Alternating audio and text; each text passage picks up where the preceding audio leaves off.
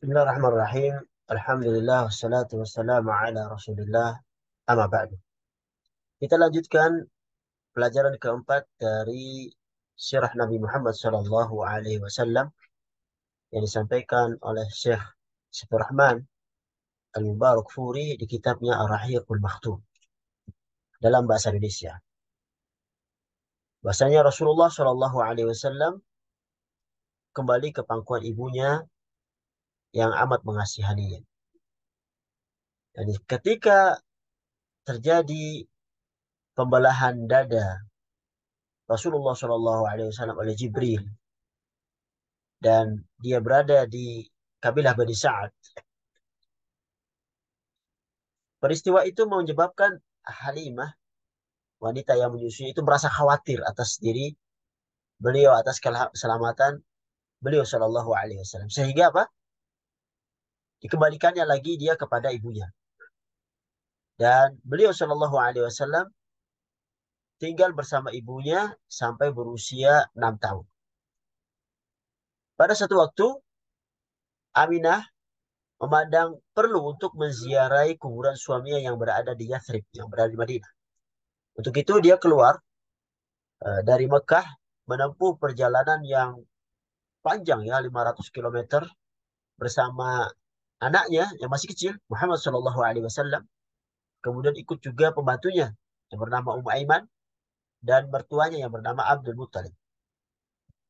Setelah tinggal selama sebulan di sana, kemudian dia kembali pulang ke Mekah. Akan tetapi di perjalanan pulang dia terserang penyakit dan sakit sampai akhirnya meninggal dunia di suatu tempat yang bernama Al-Abwa yang terletak antara Mekah dan Madinah.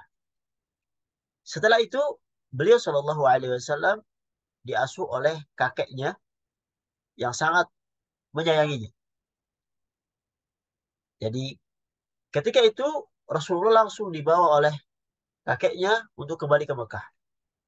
Tentunya perasaan kasih sayang seorang kakek terhadap cucunya yang yatim semakin bertambah di sanubarinya. Ya.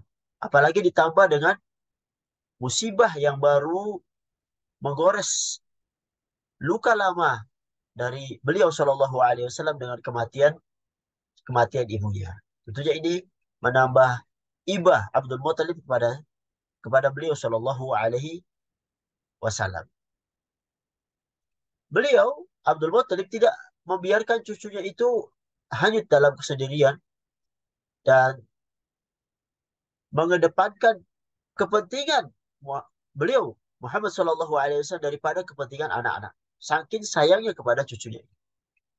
Ibnu Hisham berkata tentang hal ini pada suatu waktu dan biasanya terhampar permadani yang dikhususkan untuk Abdul Muthalib di bawah naungan Ka'bah. Lalu anak-anak duduk di sekitar permadani itu sampai Abdul Muthalib datang. Tidak ada seorang pun dari anak-anaknya yang berani ya untuk duduk di situ. Dan ini sebagai rasa hormat anak kepada beliau Abdul Muthalib. Namun suatu waktu Rasulullah Shallallahu Alaihi Wasallam duduk datang dan langsung duduk di atas permadani tersebut. Sampai-sampai apa? Paman itu serta-merta untuk mencegahnya agar tidak mendekati tempat itu. Takut Abdul Muthalib itu marah. Tapi apa? Ketika Abdul Muthalib melihat hal itu, berkata kepada mereka, jangan ganggu cucuku. Ya. Dawu ibni hada. Jangan ganggu cucuku, biarkan. Demi Allah, wallahi inna lahu lasya'nan. Demi Allah, sungguh nanti dia itu akan menjadi orang yang besar.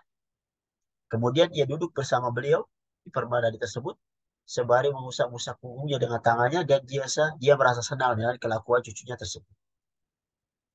Saat beliau Shallallahu Alaihi Wasallam berusia 8 tahun 2 bulan 10 hari, kakek beliau Abdul Muthalib meninggal dunia di kota Mekah.